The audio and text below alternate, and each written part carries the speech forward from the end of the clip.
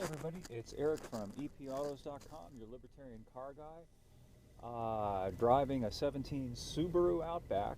I want to like Subarus. I like Subarus in concept. I like that they have the horizontally opposed engine layout, which is a naturally balanced, lightweight engine that's down low in the car, which is great for handling, and they're also pretty bulletproof.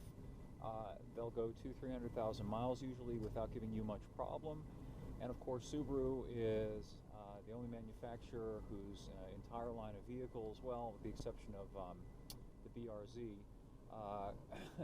comes standard with all-wheel drive. Well, now you can hear me, and I was just about to get to my my rant, the thing about Subarus that I don't like, and that's the just cloying, over-the-top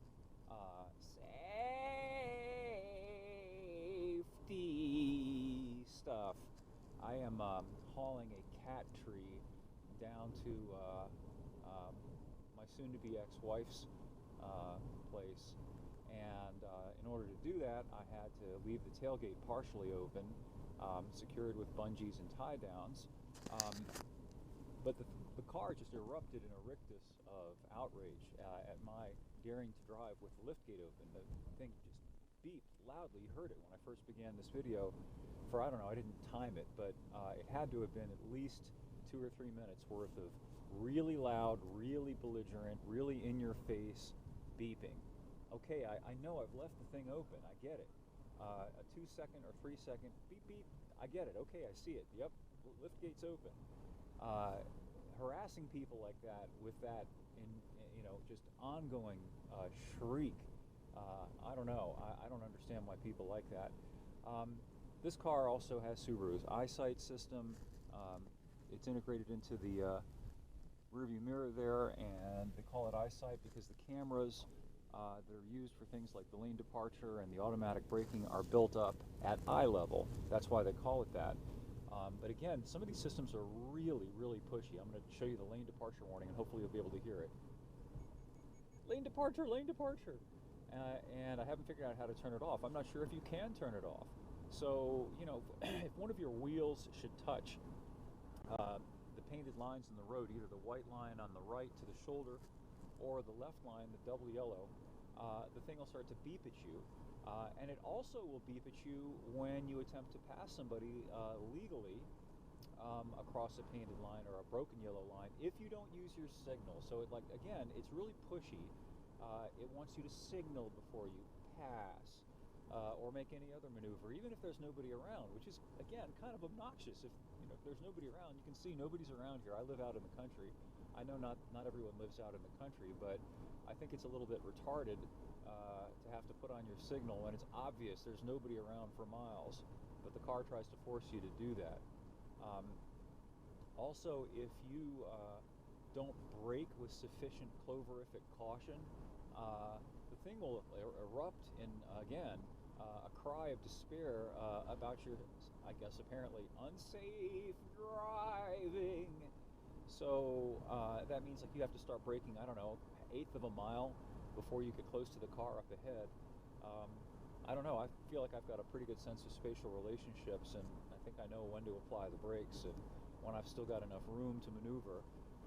So the car is set Mr. Magoo-like for a person of very low skill who has poor spatial relationships, sense of spatial relationships.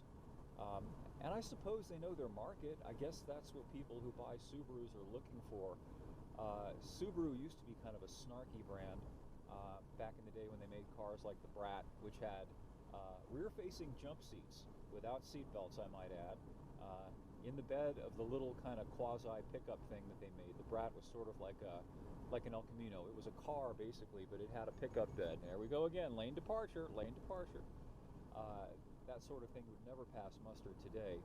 I'm sure they're excising that from their record books, much like Volkswagen is trying to scrub away all of the TDI diesel stuff from their materials.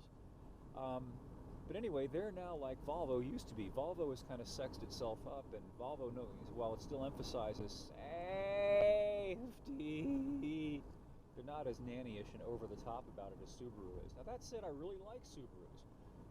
They are, for the most part, very affordable, particularly when you take into account the fact that you get all-wheel drive standard. This Outback, for example, stickers for just over 25K. Good luck finding a crossover, small crossover wagon with all-wheel drive and with the horizontally opposed engine for about 25K.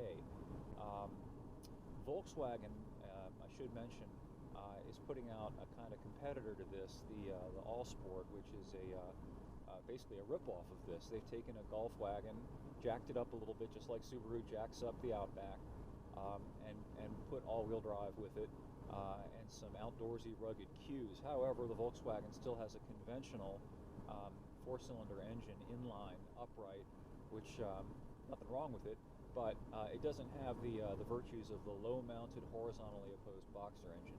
Anyway, so I really like this car. I would just like to get rid of the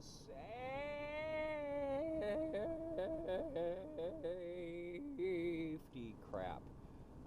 More up at epautos.com, including, by the way, a salvo directed at General Motors, with whom I've had a very good relationship these past almost 25 years that I have been writing about cars and doing car reviews. They pulled me off the press car list, and I think it's not coincidental that 2 weeks prior to that, I published an article that kind of mocked them for having a vice president of diversity. God help us. But anyway, yeah, after 23 years of a good relationship with General Motors, writing about their vehicles, getting press cars to drive, to review, they sent me a sour note saying that I'm not going to be getting them anymore, and it just happens to be coincident that I wrote that article about their diversity program a couple of weeks before. So I'm a victim of political correctness. Come on down to the site if you want to read more, and thanks for watching, and we'll catch up with you soon.